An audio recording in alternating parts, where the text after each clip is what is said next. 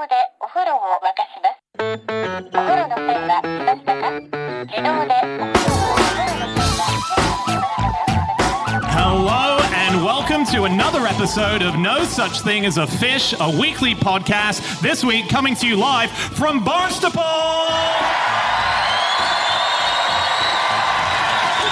My name is Dan Schreiber, and I'm sitting here with Anna Chazinski, Andrew Hunter-Murray, and James Harkin. And once again, we have gathered round the microphones with our 4 favorite facts from the last 7 days. And in no particular order, here we go. Starting with fact number 1, and that's my fact this week. My fact is the 95-year-old billionaire who controls Viacom and CBS now communicates via an iPad preloaded with audio clips. His choices include yes, no, and fuck you. So how does this work? You're having a conversation with him, and rather than respond with his mouth, then he responds by clicking a button. He's a very old man now. He's 95 years old, and his speaking has gone quite bad. So his communication is very bad. So what they've done is they've helped him swear at people. With as much force via a button. Wow. Yeah, because he can't swallow, can he? He has a problem with his throat. He is fed through a tube, and he really, really likes steak, and he wants to eat steak, but they won't never let him because he has this tube. And they say the only way he can get rid of his tube is if he conserves his energy by reducing his sexual activity to once a week. And he refuses. Is he called Redstone? He is. He's called Sumner Redstone. He's a very big media mogul. He has a lot of, CBS and so on, and things that are underneath that are like Paramount Pictures and so on. Right. His family have a company which is the National Amusements Theatre chain, and that's what that all sits underneath. He has a majority vote, so he's the big dog, really. So he's a very important guy. And he kind of he's done a few things that have gone into pop culture. Content is king is a thing he coined. Is that something that we're all supposed to know about? I think he would be very hurt by that comment. I know what he'd say.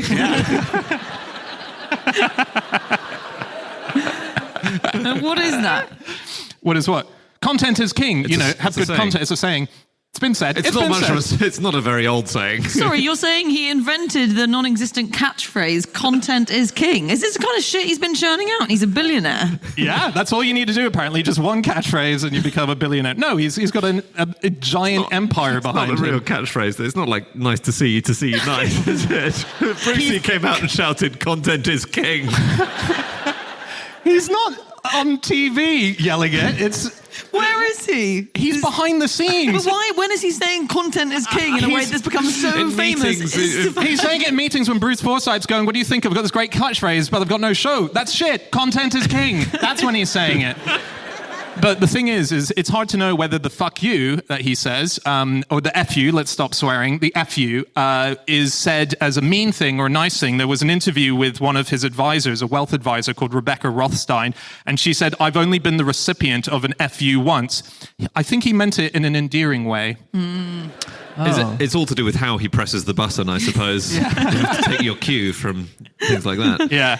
Wow. Was he known for being a particularly bad boss? Is this something he uses a lot, this button? Well, he is a big character. There's a lot of controversy in his personal life, in his business life. It's hard to say. Don't know the guy. But yeah, we're talking about a billionaire. I don't want to say anything libelous right now. Hey, he's an asshole. What are you going to do? Oh, dear. Well, all my research here is on asshole billionaires, so we're in trouble. One guy who admits that he used to be a bad boss is Bill Gates. I think he's got a much more cuddly image now. But when he was first working at Microsoft, when he was first in charge of Microsoft, Bill Gates knew everyone's car license plates so he could look out into the car park and see when people were arriving and leaving from their work. And he only stopped doing that when the company got so big that he could not physically remember everyone's license plates anymore. If only you could come up with a system of putting letters and numbers in a big file.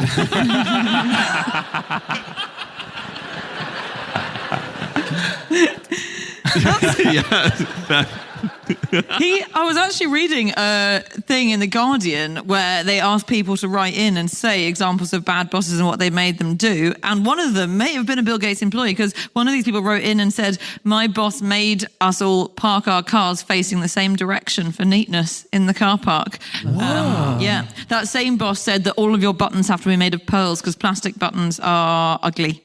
And then some other, This isn't. I don't think this is Bill Gates. No, I don't think that is Bill Gates. That Although would be libelous. They do call him Pearly Gates, so maybe that's why. There you go. Yeah, that's why. There was just in this list of things to The Guardian. These are some other things people have had to deal with bad bosses. Someone wrote in and said that they got a round robin email from their boss saying, "Please can everyone do their number 2s before they come into the office because I don't like going into the bathrooms and having them smell bad." So that's some advice from a boss. Another boss banned all paper clips because once he'd accidentally clipped some sensitive material to the back of someone's appraisal, which they'd read. And another boss said that all equipment in the entire office needs to be clearly labelled by Friday, otherwise disciplinary action will be taken. And that included things like every single thing by Friday, things like chair, light switch, door, floor, and ceiling. Ceiling. Someone had to get a stepladder out. I found a thing about how to be successful at work in relation to your boss. Okay. So if you keep a religious symbol at your desk, your boss is less likely to ask you to act unethically. And it can be a symbol from any religion. So there was a study of this in India, and they found that their bosses, put less pressure on them to bend the rules or Really? to be rude to other people. And it also works if you put a virtuous quotation at the end of your email, like, better to fail with honor than succeed with fraud. But when you say it's getting them, you ask them to do less fraudulent things. Is that what you said? Is it not that you just spend less time talking to them because you don't want to talk to them, so you ask them to do less things in general? Maybe. What, because they've got an enormous crucifix, a 6-foot-tall crucifix above their desk? Larry's a bit full on, isn't he? I would give that person a wide berth, definitely. How's this for a bad boss? I'm not sure if we mentioned before, George Pullman. Have we mentioned him? He made... Yeah. Then we'll leave that. Made train cars. Oh, no, he just made train cars, didn't he? Yeah, he made train cars, but he was a terrible boss. He ran, he built a town for all of his employees to live in. So he had schools and churches. He changed the money from American dollars to paying them in Pullman money. So it was just his own currency, like he was the monopoly man. And so he just took over their whole life. Wow. Yeah. And then the thing about him is he was hated so much that his family buried him under like 3 feet of concrete because they thought someone would go after his corpse. Yeah. Oh, dear. This is, I've got some advice. I'll just be offering some time-spun homely comments on proceedings. I'm not sure about that. Oh, dreadful. It's all right, it was dead. Wouldn't have cared. But there are some tips if you have a really bad I want you boss. to do the eulogy at my funeral, Anna. Do what you like to this guy now. He doesn't give a shit. Do you know one thing that does work is sticking a pin into a doll of your boss? Oh. So this genuinely reduces... What do you mean work? As in they don't feel the injury wherever you put the pin. Sorry, that would be a hell of a fact to bury, wouldn't it? Voodoo works.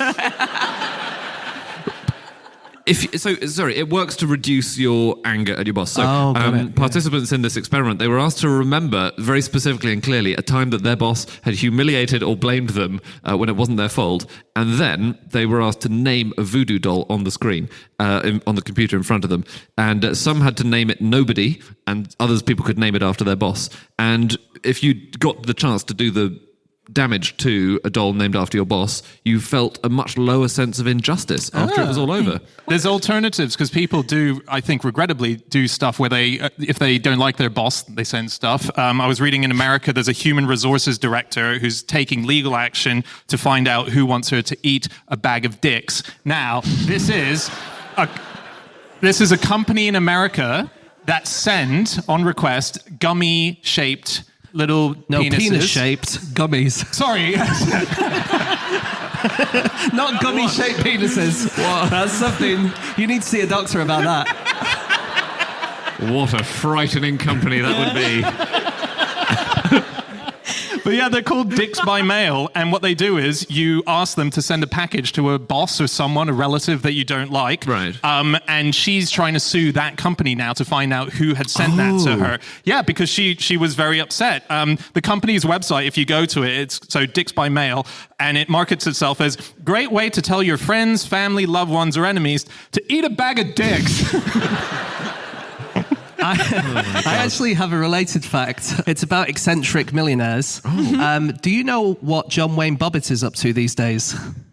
Oh. So you remember him? He was the one whose wife Yeah. chopped off his gummy. Yeah. And threw it out of the car. Well, he is now a treasure hunter. Okay, He's not still looking for it.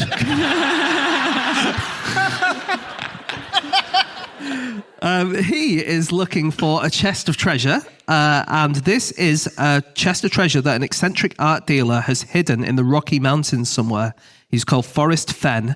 350,000 people have tried and failed to find this treasure. Wow. Is it worth... Did you say it was worth a great deal? I didn't, but it is. Okay. As in it's properly... It's worth about $2 million. Okay. And it's like jewels and stuff like that. Oh. And he's hidden it somewhere, and 4 people have died looking for it. Ooh. Yeah. It's very dangerous. One bad boss was the guy who ran Mars, Forrest Mars Sr. He invented the Milky Way and M&Ms, so he's quite a big deal. But when new managers came, he would make them sign a resignation letter on their first day. What? Oh, and then just in case. And just in case, so he had it. In case they didn't reach their targets, he'd be able to say, well, now you're going to give me your resignation. That's pretty bad, isn't it? That is bad. In a meeting once, he made his younger son pray for the firm on his knees for an hour.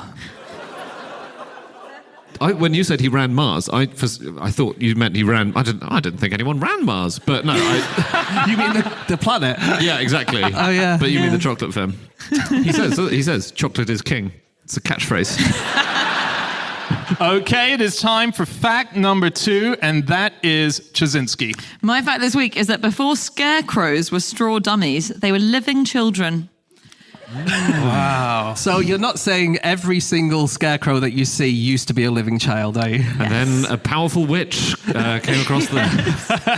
I'm not saying that's how Stuck in the Mud came about. If you actually run under a scarecrow's legs, it turns back into a child. That's true. But don't do it because that child is angry by this point.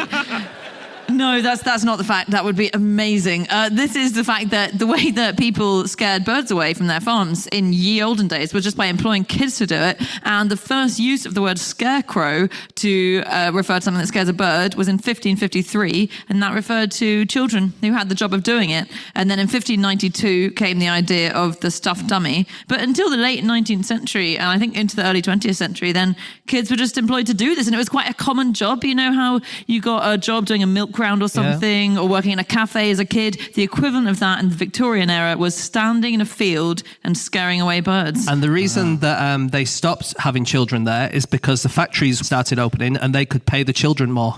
Yeah. As in the factories could pay the children more? Yeah.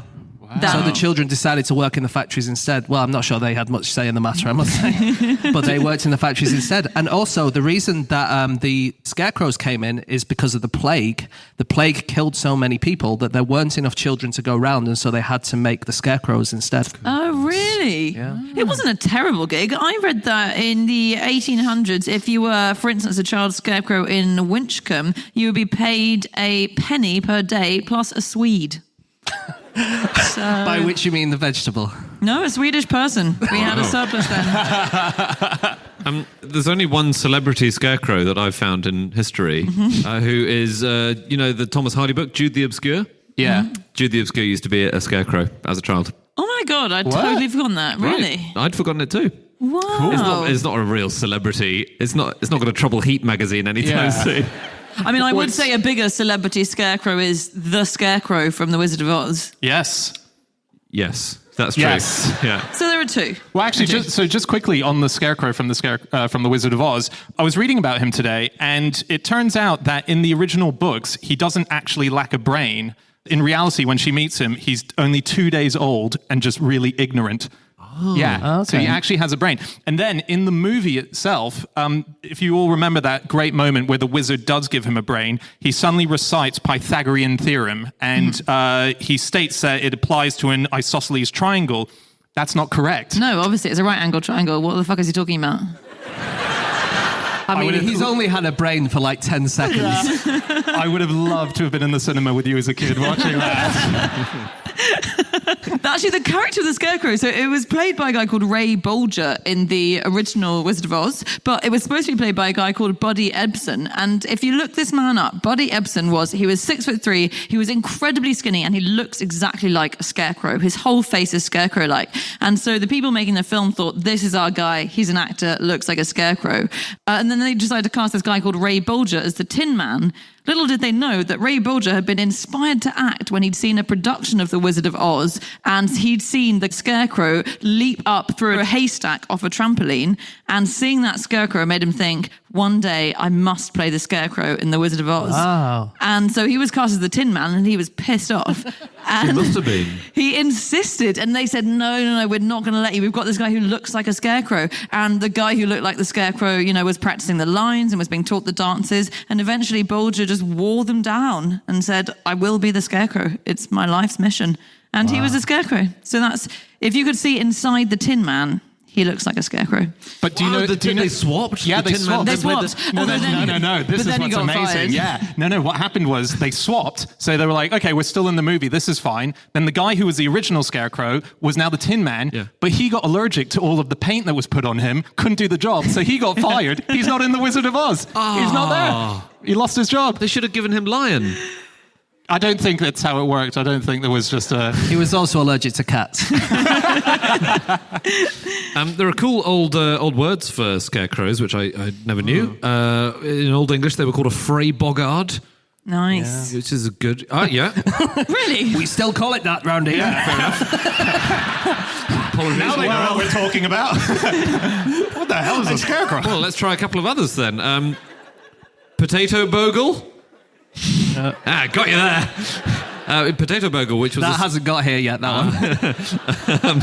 Or a tatty bogle. I think tatty bogle in Tatty Scotland. bogle, sorry. Potato bogle if you're from Oxbridge, obviously, but tatty bogle for the rest of us. I was reading that in 1989, they were testing new scarecrow ideas, and there was one exciting one, which was a scarecrow that I think must have been laying back, because every now and then a propane cannon would lob it up. And these are still sold, and it really works. It really scares away the birds, because suddenly, boop, and then down he goes. I read one more bit of scarecrow technology. In Australia, they have AI scarecrows. Although we've been in the West Country for 2 days now, and I've realised around here, AI stands for artificial insemination. We learned that last night. Did learn that. We learned that the hard way. And we mean the hard way. They have this. It's kind of like a box, but what the box can do is it can recognize what animals are going to come towards it, and it can make species-dependent noises. That's cool. Yeah, so they know what crows don't like, and they know what geese don't like, and all these different things. They can make different sounds. And the main problem with scarecrows is they get used to whatever's trying to scare them. The crows get used to it. And so they can change it all the time. we're going to have to move on to our next fact. Okay. Should we move on? Or? I found one article in the Metro. It was entitled, "Is This the World's Most Useless Scarecrow?" And it was a picture of a scarecrow that was completely covered in bird poo. And it had a nest of 5 chicks tucked inside his jacket.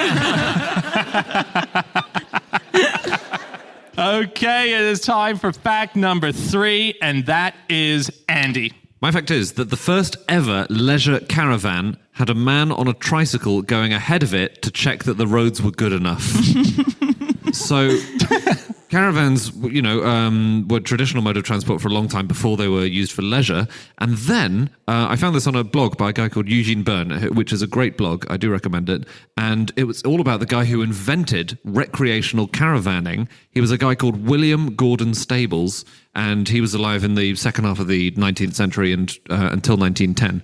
And he was a crazy guy. He wrote for the boys' own paper advice to boys, and most of the things he recommended were cold baths and hot porridge and long walks. And he said that kind of sorts you out. And so he wanted to have an adventure. So he commissioned a wagon company in Bristol to build this beautiful thing that he called the Wanderer.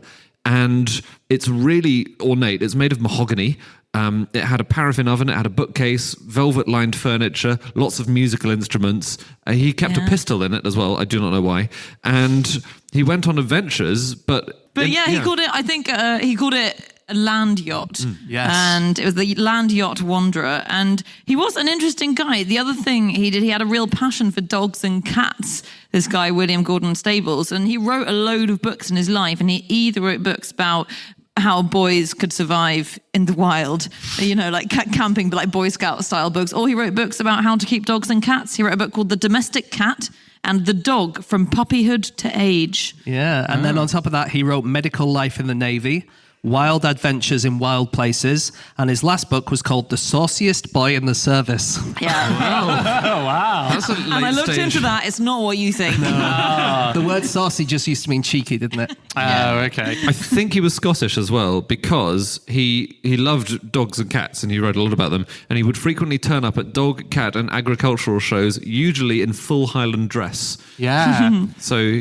he's quite a character. And his thing was with the whole tricycle was that the caravan was horse-drawn. He had 2 horses that were taking them forward. They were called Captain Cornflower and Polly Pea Blossom, and they would both be going down. But the manservant that he had on the tricycle, who was called Foley, he was both checking that the road surfaces were okay for him to go on, but also in case anything was in the way, he would say, "Get off the road! There's a caravan coming." And everyone went, "What's a caravan?" Yeah, it's true. Yeah, I guess it was a new thing. We should say it wasn't a new thing. So the caravan had existed as a bit of travel and for circuses and travellers for a long time, thousands of years really. But the idea of using caravans for leisure, which some people would say is an idea that should have been nixed at the first second, but he was the first person to do that. And the early ones were really luxurious. It was a thing that the upper classes did. And they would be one of the few holidays that you could take where you'd have running water. They had running water in the turn of the 20th century. They would have libraries, full libraries. Some of them had pianos in them. And the pioneers of caravanning called themselves gentlemen gypsies.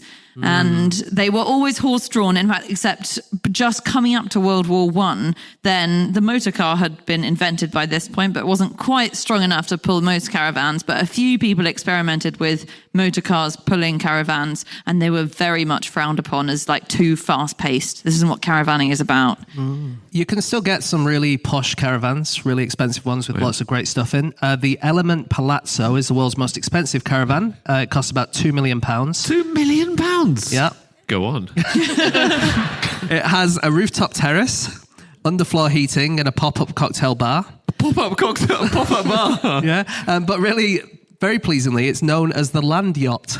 Wow. Really? Which is the same as the first ever one. It's interesting, isn't it? Marketing's very clever because if you analyse those 3 things, a rooftop terrace is just a roof. It just means you can get onto the roof. Underfloor heating, not super impressive, right? You put a radiator on the I floor. guess not. And a pop-up cocktail bar, that's just a table. That's just a foldable table. I just need to go and get my £2 million back. There was a panic in 2014 about caravan holidays, and people thought that there were sleeping gas gangs who would go around and they'd drop a sleeping gas canister through the window of your caravan. So then you'd be unconscious, they'd knock you out, and then they'd come in and they'd rob your caravan of all its stuff. They'd take the pop-up bar and they'd rip the radiator from under the floor. But it seems to have been a completely fabricated thing. So the Royal College of Anaesthetists got involved, and they said because there were dozens of newspaper stories about these sleeping gas gangs operating in France and Italy, I think, on innocent British tourists who were taking their caravan around. And they said it is the view of the college that it would not be possible to render someone unconscious by blowing ether, chloroform, or any of the others through the window of a motorhome without their knowledge. Ether is extremely pungent, and it would cause coughing and sometimes vomiting, and it takes some time to reach unconsciousness, even if given by direct application to the face on a cloth. So they said it just doesn't happen. If you were going to rob people, and you would think, where do people store their most valuable possessions? Should we rob a mansion? Should we rob a castle? No, I think if we pop over to one of those haven caravan sites, try and render those guys unconscious, or get a couple of bottles of cider. I mean, it doesn't make any sense at all. I read just an article that was sent to the Royal Society in 1957 and it was about the history of the caravan, and it was done by the head of the Caravan Society, and he was talking about the fact that they'd had their caravans, but people were really against caravans for a little while. He said, conservative elements that feel their own interests threatened and fear it have accused followers of caravans of every sin, from leaving litter and stealing chickens to sexual promiscuity and spying. Spying? All right, 007, this isn't going to be your most glamorous gig yet, but... Okay, it is time for our final fact of the show, and that is James. Okay, my fact this week is that the gravity on Mars's smallest moon is so weak that if you built a ramp on it, you could ride your bike into space. So you escape the You're going to escape velocity and you can fly into space. Wow. You wouldn't really want to ride a bike there because you probably wouldn't be able to ride because you need gravity to ride bikes. So you can they've done experiments where they have bikes which they're built to make it look like there's no gravity, to make you feel like there's no gravity. And they found that people can balance, but they can't turn and they can't use the brakes. Really? On Mars? That's in any kind of anti-gravity situation. We haven't, not on Mars, we haven't got people to Mars just for the sake of doing this bike experiment. What a cover-up that would be. And also, this isn't Mars. This is the smallest moon, which is called Deimos. Deimos. And it is 1/50 millionth times as big as the moon. So really, really small. Wow. Its radius is about 4 miles, so you could run a marathon round its equator and have the finishing line pretty much where the starting line was. Cool. And because it's so small, the gravity is really weak, so I would weigh about the same as a teaspoon of salt.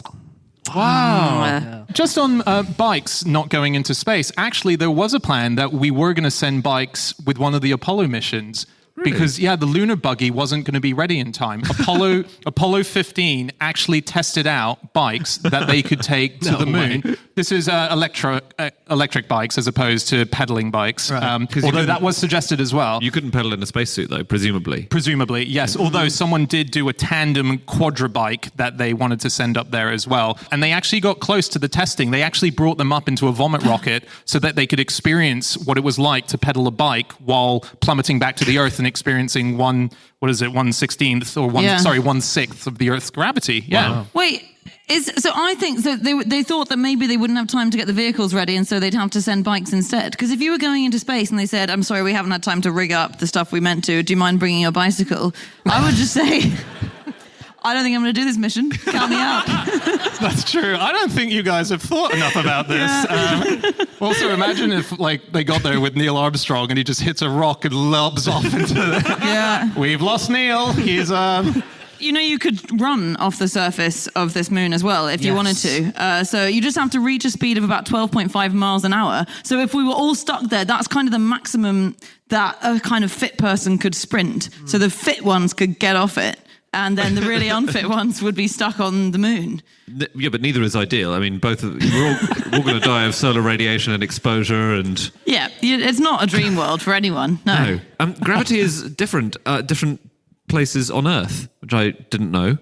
So this is about gravity being different in different places. So the place which has got the lowest gravity is just south of Sri Lanka in the Indian Ocean. But there is a fact that Peru's gravity is also extremely low. There's an area of Peru, and the Arctic's gravity I think is quite high. So if you fell from exactly 100 meters all over the Earth, they've done simulations on this, they have not tested it for real. If you would drop from 100 meters high all over the Earth, you would hit the surface in Peru 16 milliseconds later than in the Arctic.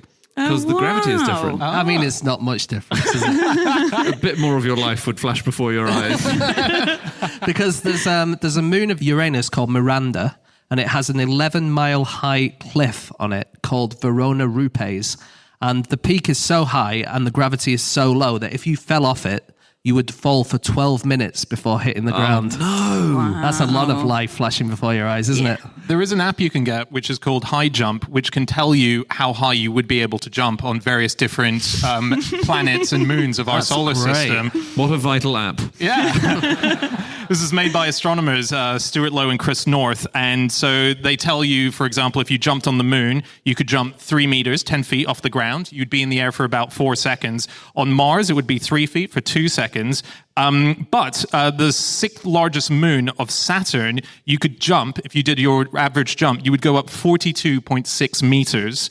And you would float back down and you would land with the same force that you did if you did the jump on Earth. So it wouldn't crush you. And it would take roughly a full minute to go up and down with that jump. Oh. Yeah.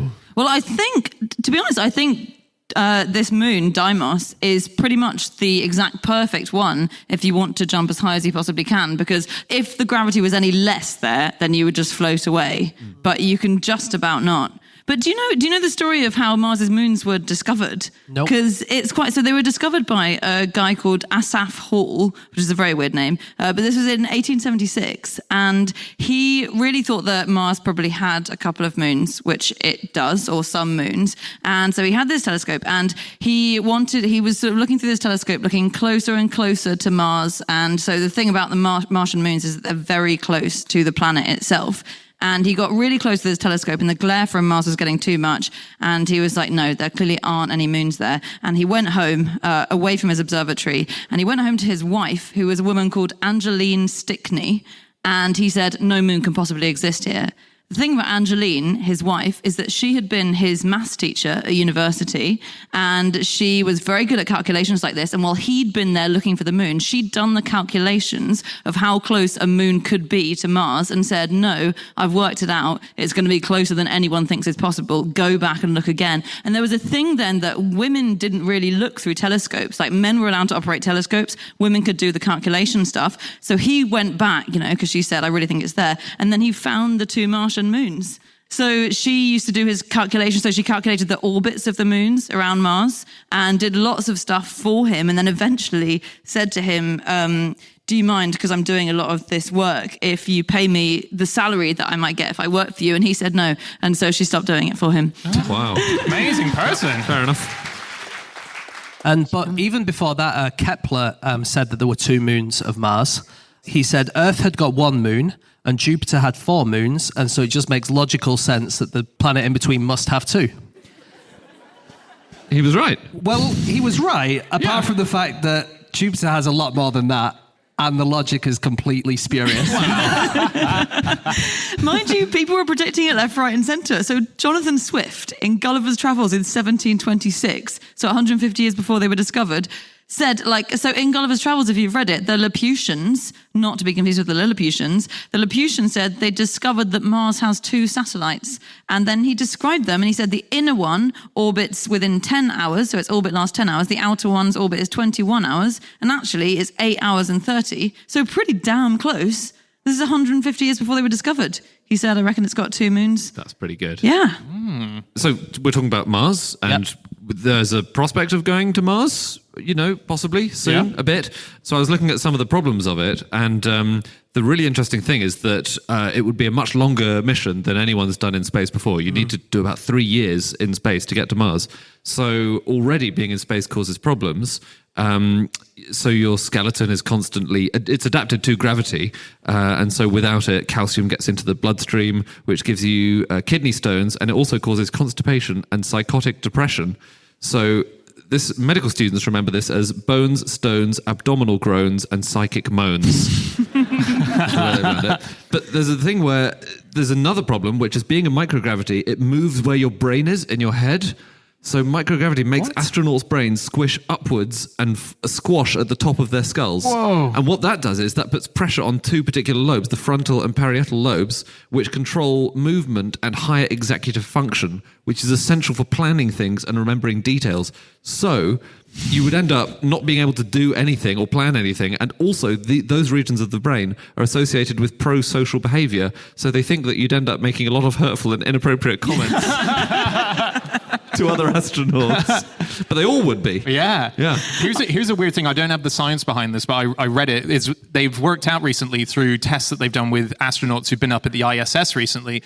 When you go up, let's say the 3 of you who don't wear glasses, well, Andy, you do, but you two don't. Your eyes, something happens to it where it means you might suddenly need glasses for close reading, whereas my eyes and Andy's eyes, he's wearing contacts, we suddenly will have better vision and I'll be able to take my glasses off. Yeah.